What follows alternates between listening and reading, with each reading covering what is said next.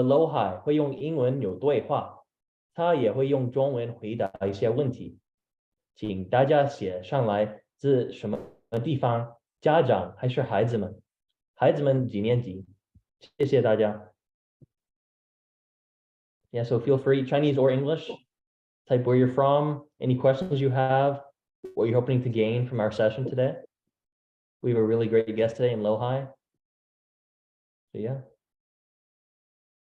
Great. I mean, I feel good to start. Yeah. If you're ready, Leo.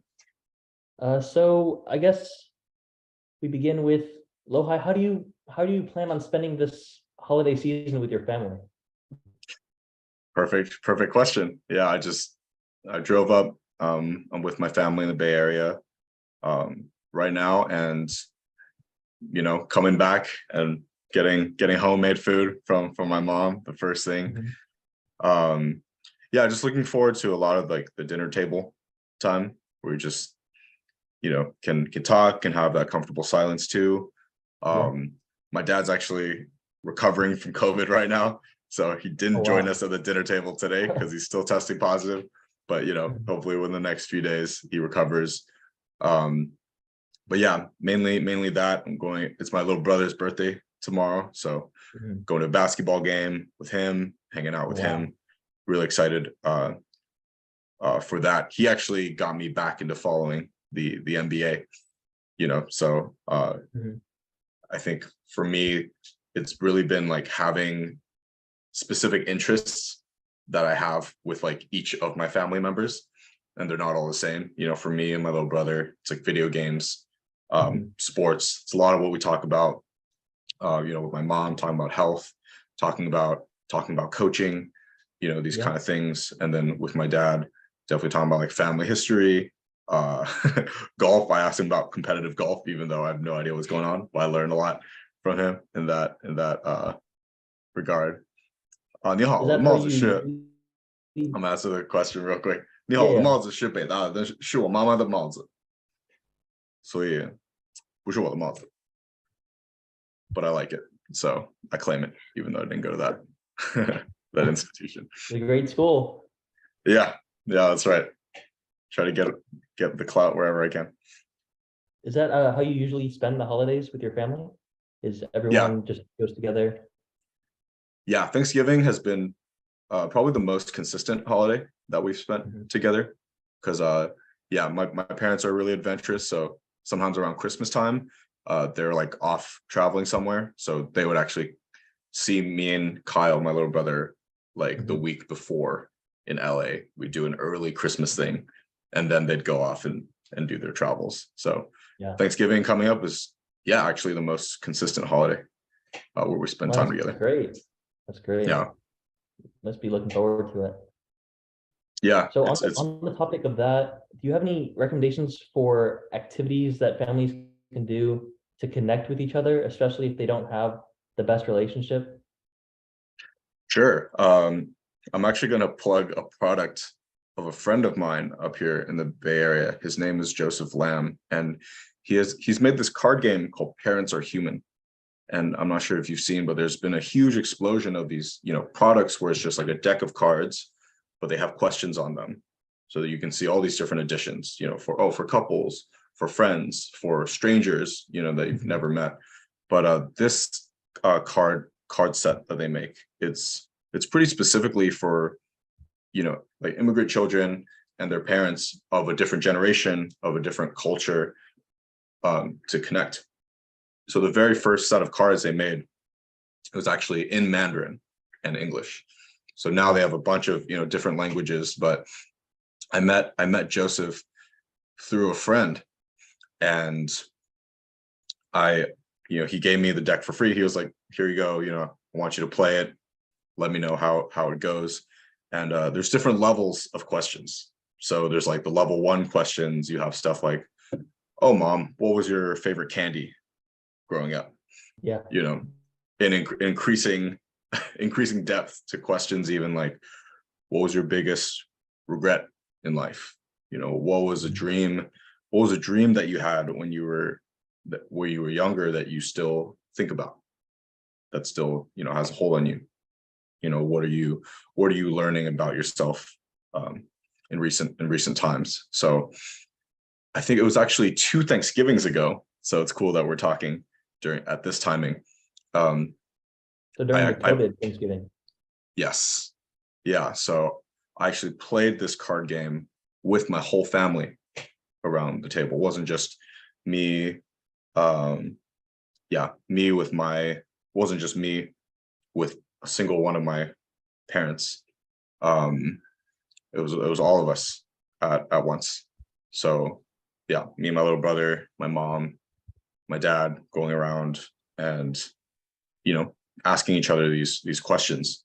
And I think at first it's like, I remember, I know for me, I can't speak for my little brother, but it was actually pretty uncomfortable because I was like, wow, I'm not used to talking to my parents at this level of depth, right? Like now I'm a lot more comfortable because I've had a lot of these conversations with my parents. But I remember at that time, two years ago, it was really, I was really scared of pulling those level 3 questions, right? Yeah. And like even like not just hearing them answer it, but like answering it, like having them hear my answers to some of these very vulnerable questions. So you're saying that one of the first steps that you could take is to just open up to your family and try and learn even small details about one another, just to get closer. Yeah, I think within that, it's not putting pressure on any single interaction. I think that relationship is going to be built over time. But I think what something like a card game helps with is just like a game. It's like, oh, mom, look at these pretty cards. Let's pull a card and answer a question. I think the way my family did it was definitely, we just went straight for all the questions. But to build that relationship over time and just be like, hey, let's just do 1 card a day and like slowly learn from each other. So yeah, and this actually ties into Kathy's question as well, right? So you have kids at the dinner table or the lunch table that are just head like buried in their phone, which is pretty common nowadays. I think with that, it's just being conscious that with today's technology, like our attention spans are so much shorter than they used to be.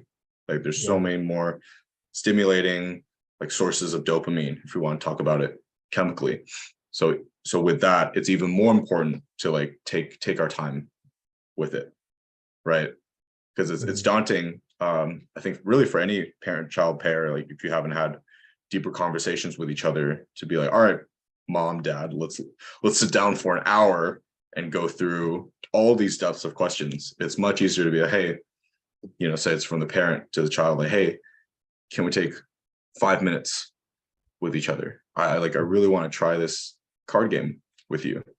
And then I'm just thinking to my past self, or my earlier self as a child, I think that would have really worked with me, because I'm like, 5 minutes, like 5 minutes is fine, versus like, oh, like an hour. I could have played so many games, or I could have watched so many TikTok videos by then, but it's like, I think it's a compromise. It's a compromise that works. Yeah. It's like curiosity, but also understanding where like each other are at, and not being like, I need you to come 100% of the way to what I want. It's like understanding what you mutually want and come to some sort of agreement in the middle. Mm-hmm. It's like making a compromise and understanding that there's some curiosity, but not to just push it way too far in the parents' direction, right? To alienate the kids. Right. And that goes in both directions, right? I think that respect of time, each other's time and agency, and this is where some of this process of building a better relationship, child to parent, between generations, really between cultures as well, because a lot of kids are like ABC, much more American than Chinese culture wise. So when there is, just recognizing that there is this gap between them, but learning to be patient in bridging that gap, and understanding that it's an everyday process, and it's not even really a destination either, because I've realized through my journey with my parents that my parents are growing and changing every day as well. I thought when I was a kid, my parents are just they're just these static beings. Their values are set, their perspectives are set. But really just as I'm learning every day, experiencing new things, like meeting new people, talking about our ideas, same thing for my parents. Yeah, they're doing the same So thing. if I'm asking my parents to be curious about me every day in the ways that I grow and evolve, the least I can do is show them that same respect. Even if it's things I don't agree with or necessarily see eye to eye with. I think that's part of the love to really be patient and open. Yeah. You're saying a good way to break through maybe some of the awkwardness is just through shared activities, whether it be the game that you plugged, even concerts or sports games, just to find common interests with your parents? Yeah, I think so. I realize sometimes that even beyond parents, that's just an easier way to connect with people in general, right? There's not so much pressure off the bat to have this face-to-face conversation with each other. But even through the common activity, you can learn a lot about someone. You're at a sports game, you see how they react to certain things, or like just how they respond. A lot of things can be learned through that indirect communication, like their body language. So I think doing common activity together often really helps because it takes the pressure off of like, okay, we're sitting across the table, eye to eye. I don't know what to ask. Say, don't know what to do. Exactly. You just push through the awkward stage and just force interaction if you have to, right? Just to break through the ice. And sometimes the best thing to do is just to acknowledge how awkward it is. Yeah. Just like it's like the point you brought up earlier, right? The normalizing the silence in the conversation. Yeah, I think I definitely, like growing up felt like, oh, if it's silent, it's awkward. Yeah, 如果太安静了太久了，觉得很尴尬那样的感觉。So I always try to fill the silence. But slowly I'm learning, with my family, but also with my friends and people I work with, that silence is okay. But there's a safety in that too. If we can just be silent together. I know some of my favorite memories with my dad, we're just sitting there playing Chinese chess, playing xiangqi, and we're not talking. we're deep in our strategic minds. But there's still this conversation, even though we aren't talking. So yeah. We have a question from the chat. So what should people do if different family members have different etiquette at a dinner table, especially during Thanksgiving? I think that's again a thing about communication and just communicating. Hey, this is how we do things. I mean, that's a difficult topic of conversation because that's same as the parent-child thing.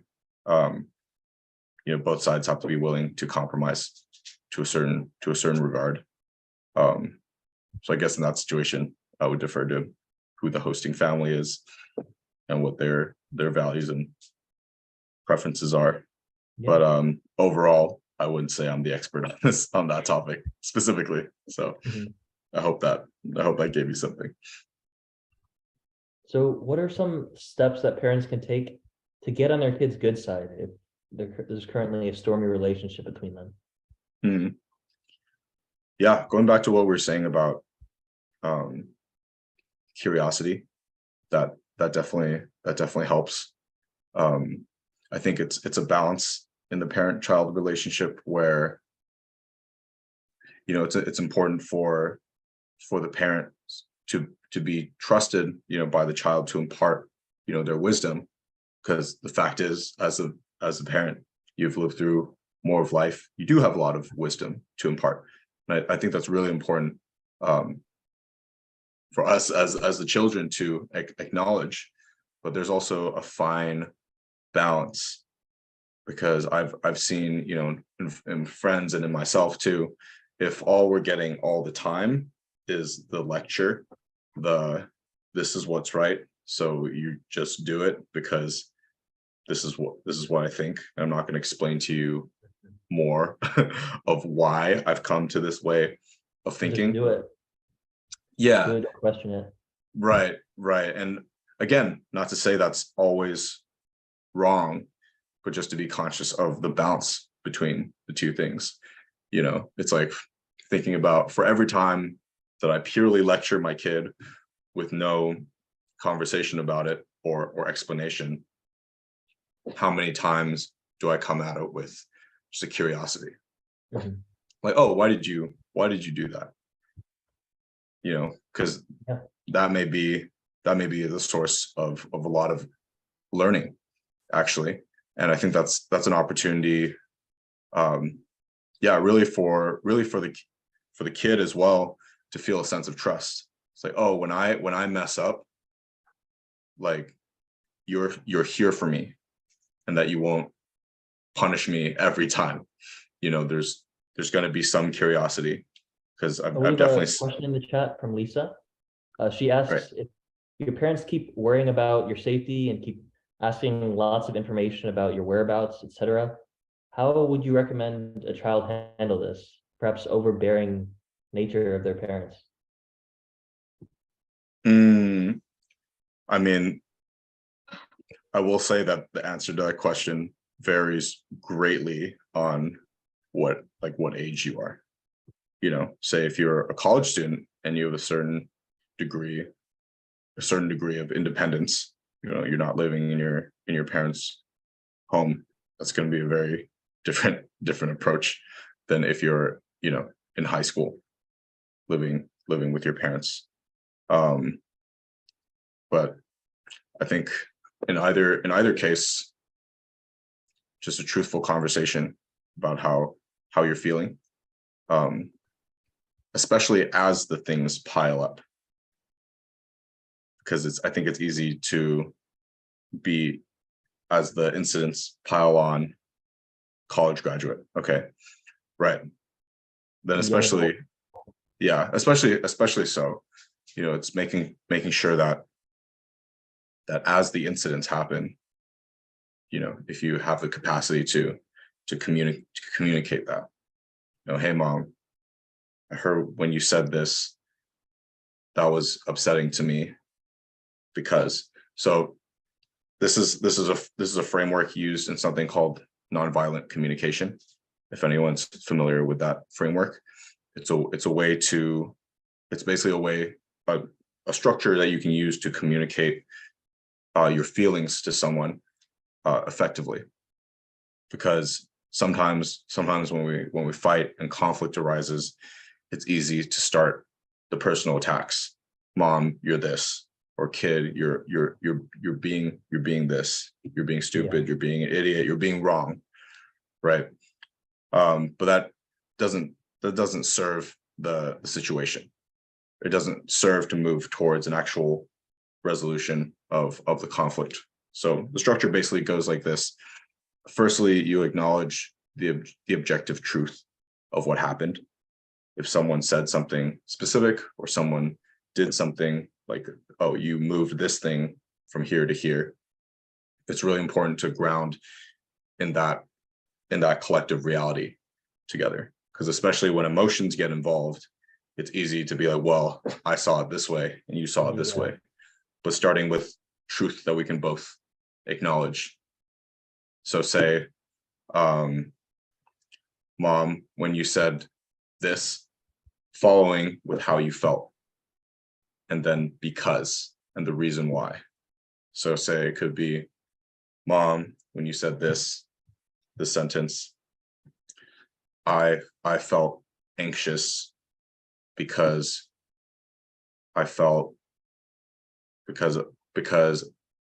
I'm feeling a lot of anxiety around exam time, and And if you have an idea of what you would like to request moving forward, that's the place to put it as well. So say it could sound like, hey mom, when you said this, I felt anxious and sad and worried because exam season's coming up. This is when I'm usually anxious. All the work's piling on. Yeah, I would appreciate it. I would appreciate it if something. If Oh, we have a question from JG in the chat. They ask, when kids get in relationship with significant others, they often distance themselves from their family and don't spend time with them during the holidays. How should kids in these relationships maintain their closeness with their family? When kids get in relationships with significant others. Because sometimes they'll go to their significant others' holidays instead, right? They'll go to their house instead of with their own family, right? Just to connect with their boyfriend or girlfriend's family. So that can often put a damper on the family relationship, right? Definitely. And I think that's another conversation where a lot of vulnerability is required, right? Because I see there's like two different paths of how you communicate this. One side of the path is talking to your kid like, hey, you're really letting the family down by not being here with us. You should be here with us. Yeah. Because if you're not here with us, you're a terrible son or daughter. Right? Using shame and guilt as an anchor point to your argument and communication. Yeah. I would argue, and I've seen from experience as well, that actually drives the kid further away. So say in this example, spend time if that's what the relationship is like. Right. If they already don't want to spend time for some reason, and that's another key point, it's like getting to the root of like, okay, talking to them like, hey, why aren't you spending time with us at Thanksgiving? Or why are you choosing to spend time with your significant other's family for Thanksgiving? And this is where it's important to ask these things, because the reason simply may be as innocuous as, oh, I'm just really excited about this new relationship right now, and I want to create a good impression of myself to their parents. I want to build my relationship with them. But on the other side, if you're really curious about it and come from a place of curiosity, you might find something like, oh, I don't feel comfortable at home for this reason or the other. And then that becomes a core issue, much deeper than simply about the holidays and spending time. I think it's important to acknowledge with family things, situations like that, it's often much deeper than it seems on the surface. Therefore, that curiosity, being willing to have that conversation and curiosity with each other is so important. And it's also really tough at the same time. So I understand that deeply as well. Yeah. So basically you're saying to try to be more accepting of the beliefs of the younger generation, whether this be going to a significant other's place for the holidays even, or something even more significant than that. Yeah. And again, curiosity is really the key linchpin to all this, because our generations are different. We can start by acknowledging that. And it's easy, I think both for the kid side and the parent side to look at the other generation and think, oh, the other generation is wrong in these ways, without seeking to understand why their thought process is that way. And I think progressively there's come out a lot more studies about why each generation is the way they are, with the cultural, social parameters that they grew up under, what drives their values. So curiosity, even beyond asking the person, asking your child or asking your parent, there is research out there that can help our mutual knowledge of each other. So curiosity, both in the internal front and the external front, I think combined for just really powerful connection. Just real quick, what age range are you? Just for the audience members who are curious. I am 27 years old, for everybody's reference. Yeah, and everyone feel free in the chat just to, if you're comfortable, share any questions you have regarding maybe your own situation or any experiences that you've had, just to try and add into the conversation. Moving on though, what are some steps that you have taken personally to improve your bond with your family? Yeah, something I really intentionally did in this past year, especially, was, as a kid, my dad would always take me to play golf, whether it was at the driving range or down to the golf range, and that made up a lot of how we spent time together, and especially alone together. But as like school happened, I got really busy with my own things. That time kind of fell off. So I realized I really wanted to create that one-on-one time with my dad. So actually, this past year, I made a promise to myself: every time I come up to the Bay, I'm going to set at least an hour aside for me and my dad to go somewhere, to go to a bar, grab a beer, and just hang out, and just talk about anything.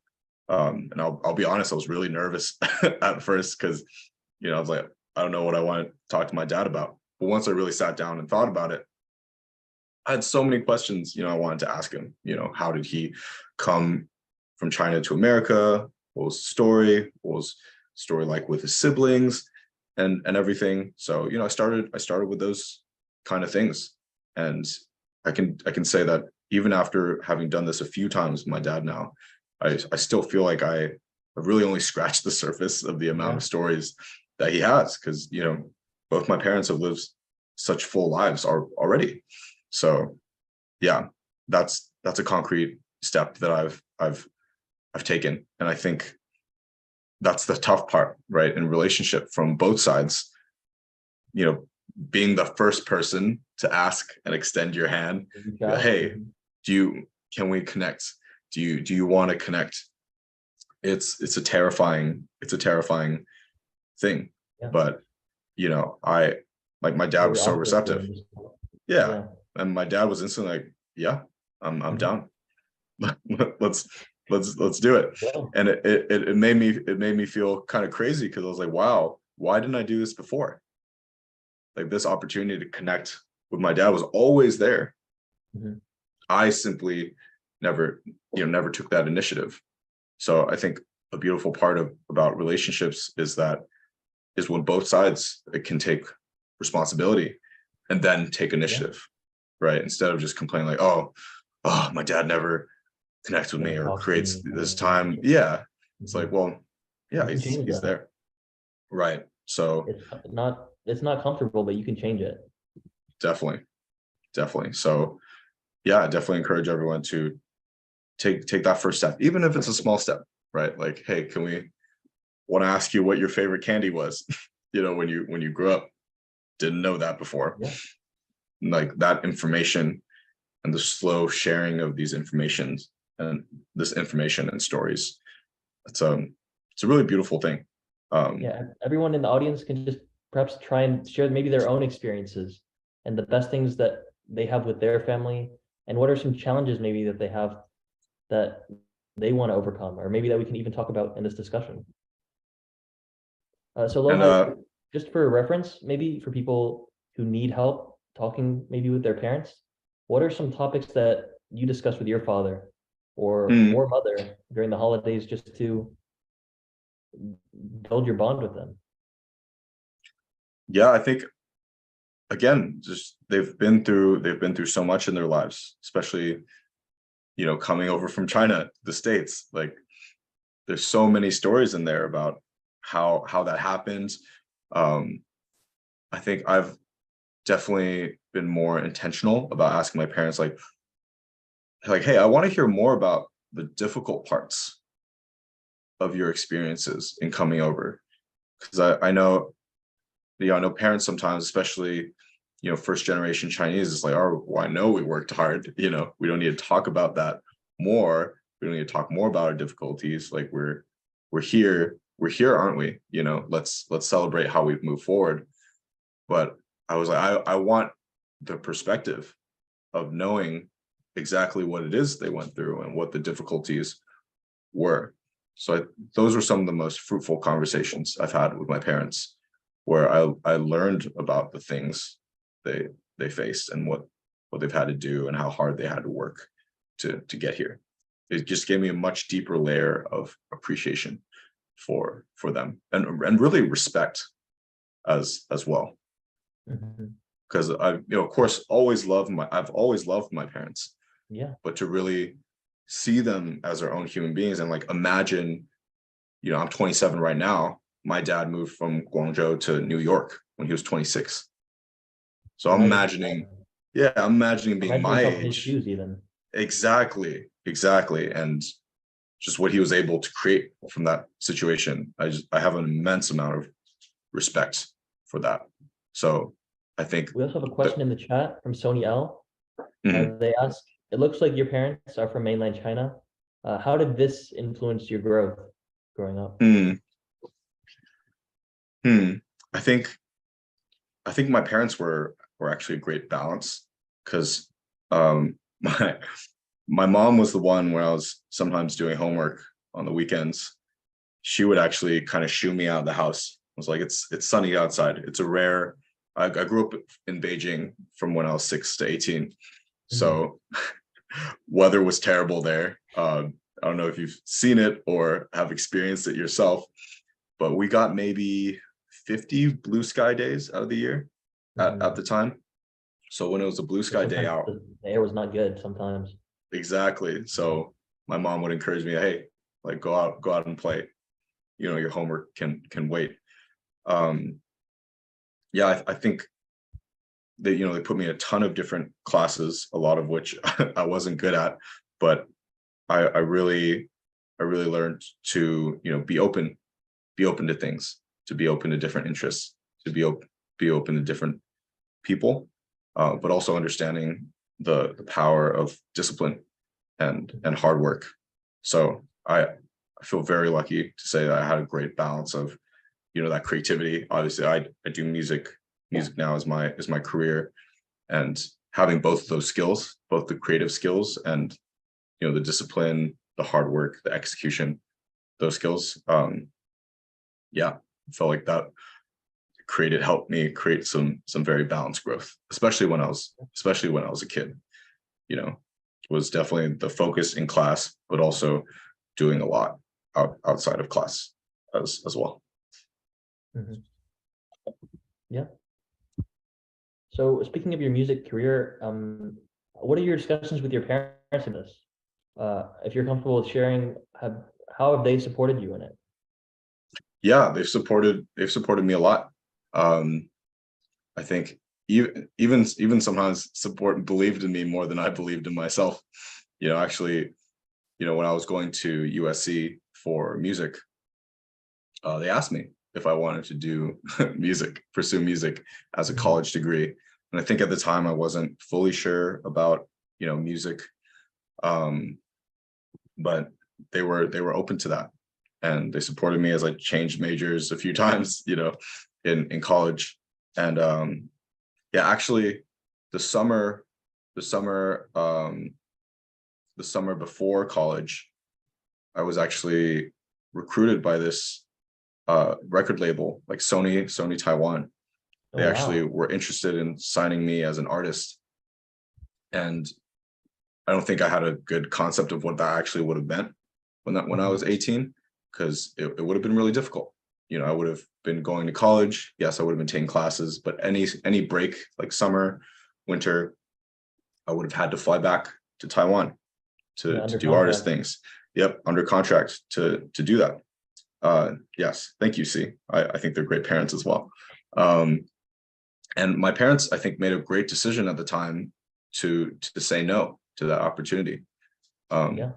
Because, you know, they really had that vision for me to obviously get my education, but also just have that normal life, you know, socialize, you know, make friends in college, have that experience as well. And yeah, I'm really thankful for that, because I think in the music industry, it really takes a lot of self-awareness.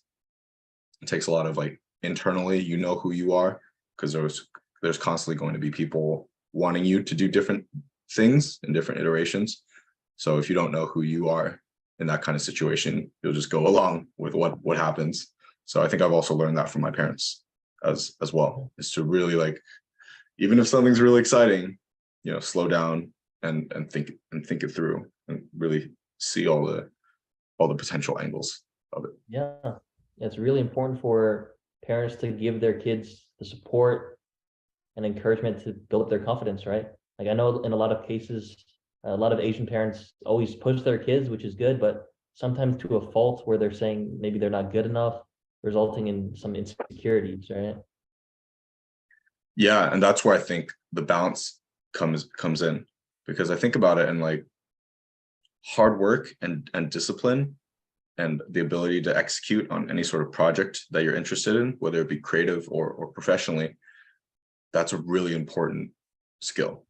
So it's not to say that, you know, let's throw that out completely, but to have the space for creativity within, you know, a disciplined mind that's able to work hard at whatever they decide to work hard on. I think the genesis of those two things is, or the presence of both of those things, I believe, is really important. Yeah. Yes, to make sure you give positive support, right? So it's That's right. not just bringing them down, hoping that that'll motivate them, but highlighting what they're doing well and hoping that can spur even more growth, right? Yeah, definitely. Yeah, definitely a balance of the two. I think that's a common theme in what you guys will hear me say in this panel, or even just anything around creativity as well, because I coach in creativity and creative mindset. It's really important to be aware of balance, and where I am in my own balance, and where I want to swing back towards one side or the other. So during this holiday season, if you could just have one wish or one hope, what do you hope will happen between you and your family during the holidays? Wow, that's a beautiful question. Thank you. Yeah. You want me to answer this question or the audience question first? Yeah, you can answer the chat question first. Chat question. Answer, okay. If parents got irritated about their kid who often complains or has some bad habits, especially some small things, sometimes parents may lose control of their emotions. So how can parents get better at controlling these emotions and not be a slave to their emotions? Yeah, feel free to read it. It's a long one. Yeah, I want to make sure I read it in its entirety. Slow down. Loaded questions are great. I love loaded questions. Yeah. Loaded questions get loaded answers, right? So there we go. Yes, that's a beautiful question. That's a really good question, right? And slowing down, deep breath. These are all really good things, for sure. It's a good start, but, you know, in my understanding and my experience in personal development, as well as systemic psychology, you know, these emotions all come from somewhere. So something I've seen that's really inspiring for me is, like, my parents have taken personal development programs, you know. So they've learned about where these emotions come from within themselves, right? So I think for anyone individually, both parents and child, it's like, you know, a lot of this stuff comes from family, from our experiences as children during those formative years.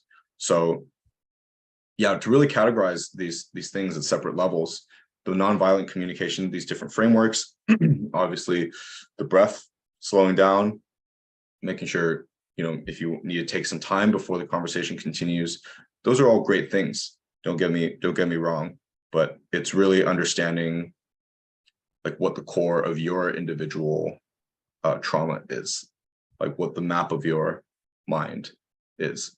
So Yeah. for example, for me, it's like what is your core belief about life, such that when it gets triggered, everything feels like it's falling down. So say for me as a person, I'd say my core belief that triggers me the most out of anything is that when I think that people think I'm weird. Yeah. You feel like you don't fit in, Exactly. or you're doing something wrong. Yeah. So if something's happening to me that that my body just responds, because it's so automatic sometimes, my body just responds that way. If I don't have an understanding of my core belief, it's a pretty surface level solution. It's a band-aid solution of like, okay, I know I'm feeling stressed. Yeah. Okay, breathe. Okay, use nonviolent communication. Okay, step away. And that might help for that specific time. But if I don't have that deeper understanding of why at a core psychological level am I responding in this way? Is it because something I've experienced before? Is this something from family before? Is this something that happened when I was a young kid? It's not just being about finding the source. Physically relaxing yourself, right? It's also mentally relaxing yourself and being in a calm state overall. Yeah. Also, if you're comfortable with answering a question from Cindy, what are some things that you wish your parents did differently? I'm going to respectfully choose not to answer that. Fair enough. on this platform, right? Yeah, I appreciate the question, but these are things that are ongoing as well. So I believe that some things are okay to keep private. Yeah. So yeah, just know that no family is perfect, and that's actually the beautiful. Your path was far from conventional, right? You studied engineering at USC, and you followed your dreams and became a successful artist and coach, which is extremely unconventional. So thank you. Perhaps how did you get your parents' support, and perhaps any suggestions for parents and kids in their own unconventional situations? My parents, I think they just were like, okay, if you wanted. And what I really appreciated about my parents, my dad especially, is that we still have this conversation to this day about, if you're gonna do something, like really do it. It's okay if it's music. Go all out. But full out, and with full out, that comes a lot of work. That comes a lot of discipline. That comes a lot of grit, right? Executing, finishing one thing before you move on to the next thing. So I appreciate that. They weren't like, we don't want or need you to do anything specific, but we want to be supporters of you doing that thing like excellently. Yeah. So that's been a really inspiring point for me, and probably the biggest angle of support for me. Just commit to it. If that's what you want to do. Yeah. Don't do half engineering, half music, right? Yeah, like 10,000 hours. Yeah. Yeah, and I think it's an understandable concern, from a parent's perspective of like, oh, if I just let my kid do anything, what if they don't accomplish anything or become really good at this one thing? But I think before, I think that's a secondary conversation. I think the first conversation is that opening of like, what does my kid actually enjoy? And what do they enjoy? And also, what are they naturally strong at? So I think once that question is opened up and seen, like, oh, I took them to karate class, I could tell that they really enjoyed it, and also tell that they really excelled at it. Then the secondary question is, okay, how do we get them to be really, really good at it? Yeah. And that's a super loaded question, because sometimes it's very difficult to know when, because in any certain passion, there's going to be struggles, right? So the tough question with the question within the question is, as like as a parent, how do you know when to keep gently pushing your kid down a certain path, knowing that they'll get there, versus they truly may not be passionate about that thing anymore? Yeah. And it's a difficult question that I don't have a full answer to, but I believe that what can really help in that situation is that you've really opened up your kid to the possibilities of what's possible in the world. It's like, hey, arts are possible. Hey, engineering's possible. Hey, visual art's possible. Such that when they do choose something, right? Such that when they do choose something, you know that haven't been exposed to different things, versus like the first thing they've locked onto in childhood is, I'm a really good golf player. And as soon as that happens, before showing them other things, push them directly into, you're going to be a professional PGA player in the future. So we're going to have you train with the pros every summer. Every day, 8 hours. Right. Exactly. What it takes to be a professional. And in that case, you know, everyone's in a difficult position, because it's hard. It's difficult to know if that's truly their passion, or if that's simply what they latched onto at the moment. So yeah, that's what I've seen from my experience. A question from Charlie: how to guide your high school kids to perhaps study more carefully and harder, because you notice they only study on a surface level need and not really from an innate motivation to study.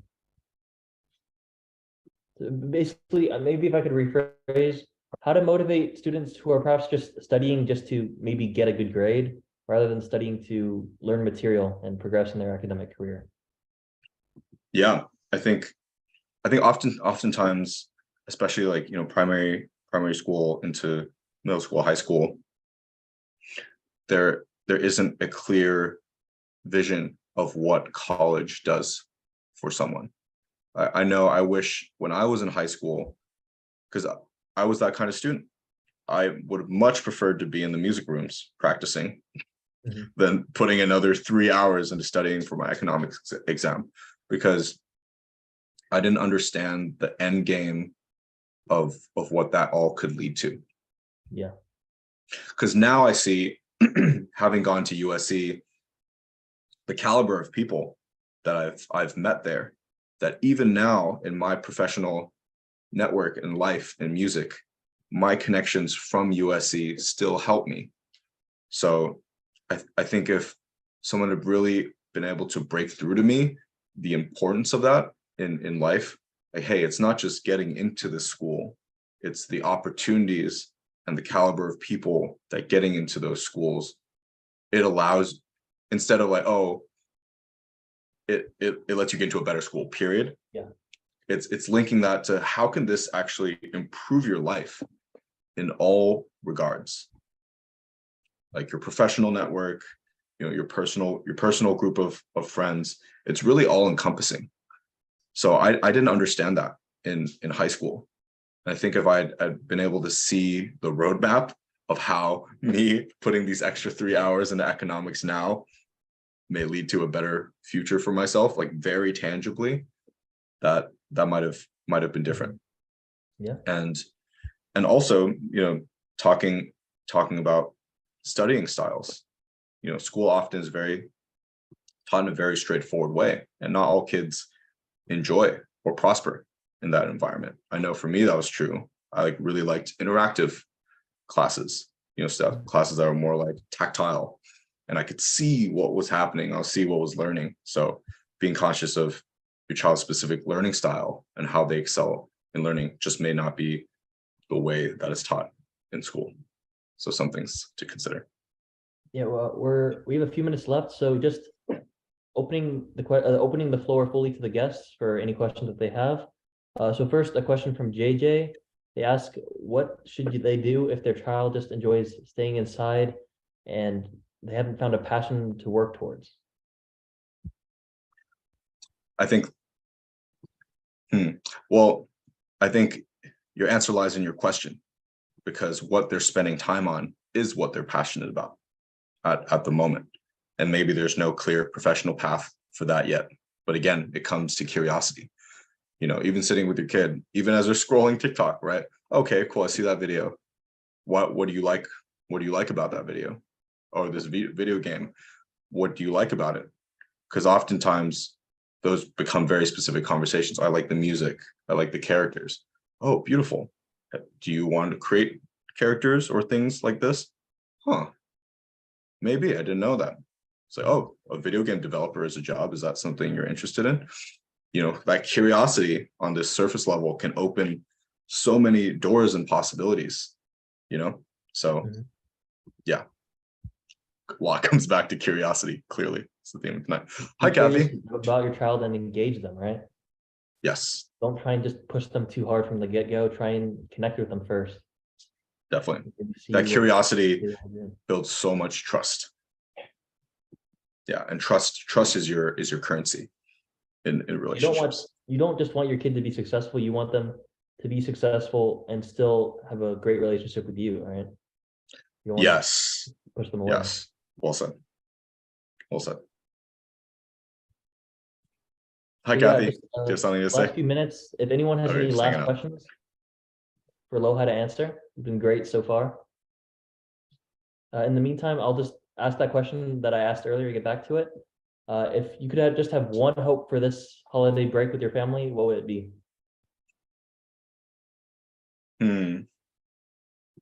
Laughing a lot. I want to laugh a lot with my family. Laughter. Yeah. I mean, that's pretty much the best holiday gift, right? Not trying to be corny or anything, but that's why we all spend time with our families at the holidays, right? Yeah. We spend long hours working at the office, or for you, the studio, and then it's because we know we have people that love us, even like across the country or across the world, that we can just go back to during the holidays. That's right. A question from Charlie. What's the best way to shape your child's temper from the beginning, maybe when they're young? I pride myself on knowing the limits to my knowledge. And that's a question better suited for, there's people that study professionally child development. It's become a very well-studied field. So yeah, that would be the place. Contact maybe like a child psychologist or therapist. Yes. Maybe to get more details. Yeah. Okay. Before we end the session, maybe just some more information on yourself, Lohai. So what kind of coaching are you doing for family members, parents, or their children? Sure. So my coaching is focused on creative mindset.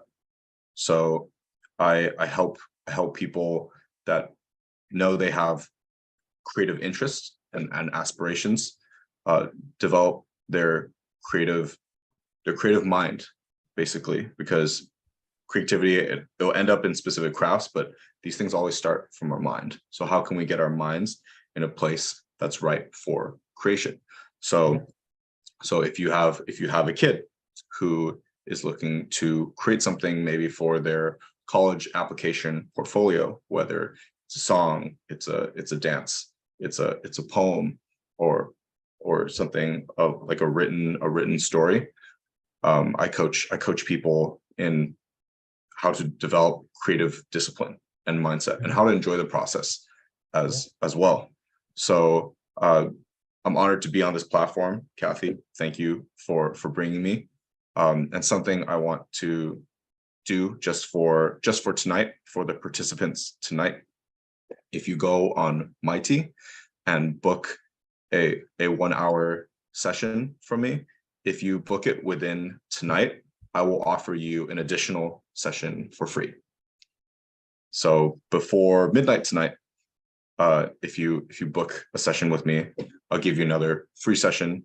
And this is the only time I'm going to be doing this. So I'm really excited to work with you all, and possibly your kids as well, to learn to develop creativity in a healthy and sustainable way. Because I know that that's something I wish I had as a kid growing up. So it's been really great talking with you, Lohai. You have a really unique story and unique point of view. And I just want to thank you for coming on tonight. I know it's really busy during the Thanksgiving holiday season.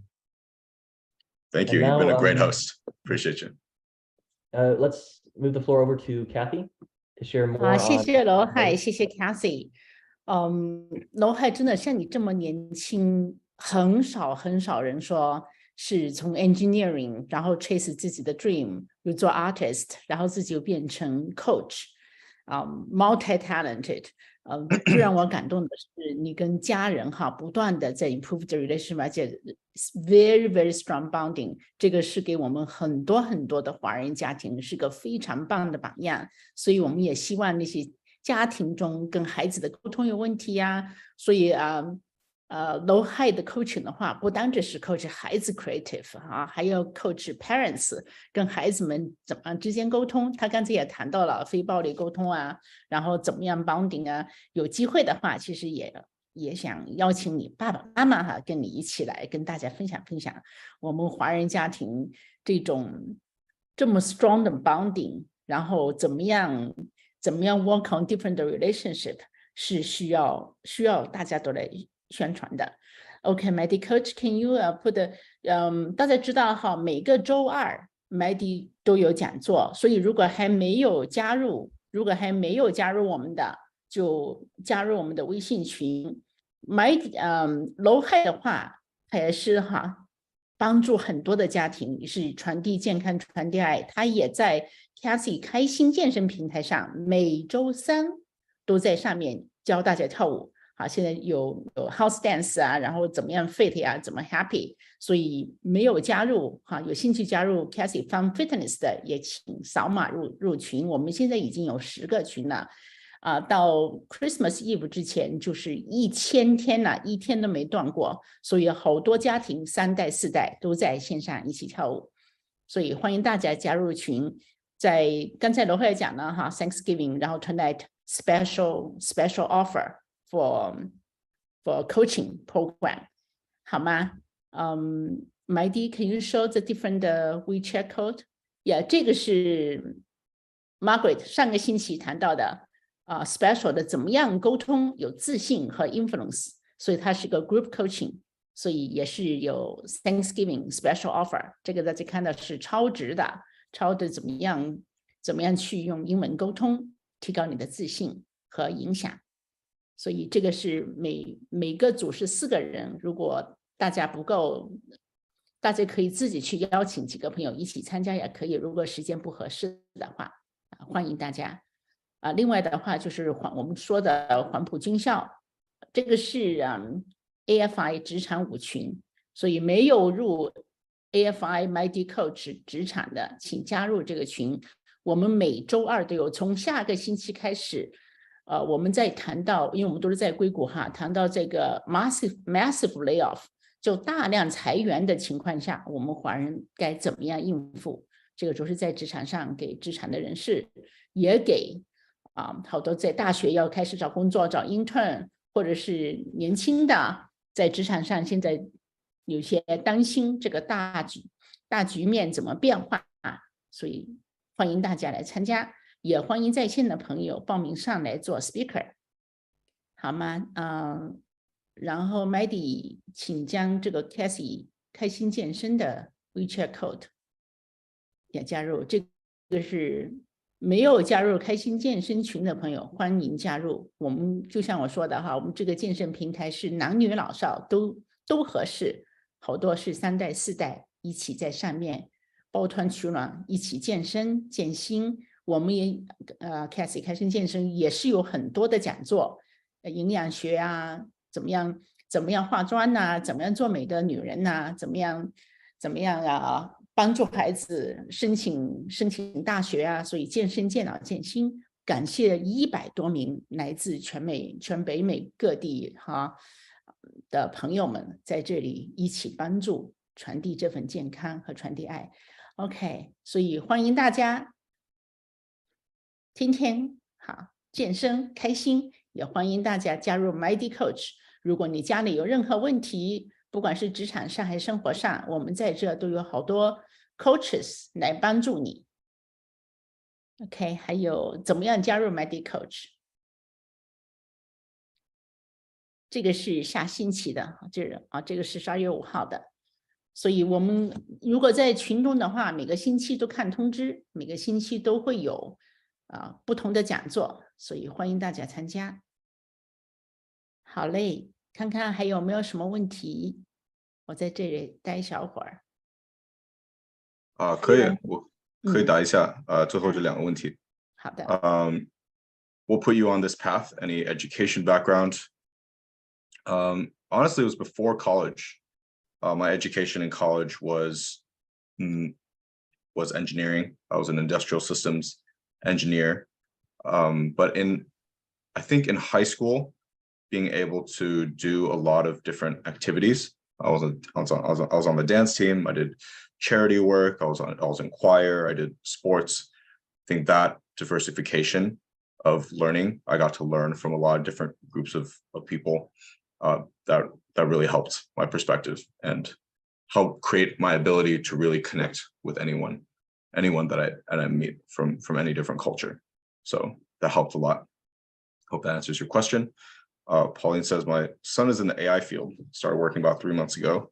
He's looking for a career coach. That's not the coaching that I do, but I'm sure on the Mighty platform, there's a good coach, I believe, for this, Kathy.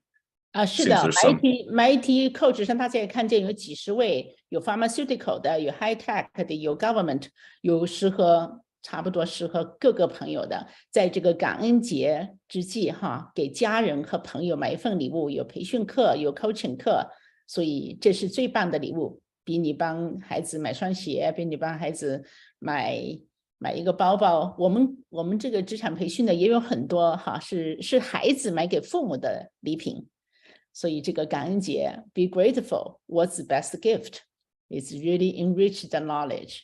Yeah， 谢谢。所以No Hi 能够帮助很多家庭，帮助很多孩子，所以非常感谢 No Hi 加入平台。Yeah, I can say from my experience too. My parents have helped me invest in coaching for myself, and that has been the best investment every time. Because I learned so much, and that's where I level up in any area of life that I'm looking to. So just the fact that you're thinking about a coach for your son, especially a career coach, it's a very, very smart move. And it's going to be a good investment if you find the right coach. 是的，我们这也有父母送给孩子生日礼物，还有送给孩子结婚礼物，竟是coaching package， 所以孩子们也挺 surprised 的。后来就说 ，Wow, that's really the best gift could get from continuous education kind of， 因为很多中国人都觉得，哎呀，上了好的大学就打住了，就是很少家庭会觉得说，哎呀，你拿了 PhD 之后还要去上职场 coaching 啊 ，life coaching 啊 ，to make you be happier and healthier， 其实是一个 continuous investment。谢谢。看看罗海，你还有没有什么要跟大家补充的？非常感谢。就谢谢大家今天来听我做这个讲座，真的觉得很感动。那么多，尤其是你们家长来，就想学着怎么能更好跟我们这一代沟通，真是我感到很感动。还有，所以我觉得你们的孩子肯定后来也会感觉很感动。所以 I will thank you in advance for your investment of time in learning about how to communicate better and just create better family relationships, because that's one of the most important things in life. So I'm grateful and inspired by all of you. 罗海，我们也很感动。其实像你这种年龄这么年轻的，很少说上来愿意跟1代、2代对话，愿意这么公开来分享哈自己的 family relationship， 然后自己的career journey。所以我们也很感动。你在去年3月份的时候也给大家做过分享，所以非常感谢你。你也会影响到很多很多人的 lives and family。谢谢。好嘞，谢谢大家 and happy Thanksgiving。在线的朋友，我们再会flow 一下这些在线的课程。然后没有加入群的，请加入群。每个星期二西部的6点 link 是一样的，每个周二的话题多少会有一些不一样。但是下几周会谈到大裁员，我们到底该怎么样应付？谢谢啊，谢谢楼海，谢谢丽瑶的主持。好，大家再见。 OK，谢谢。Record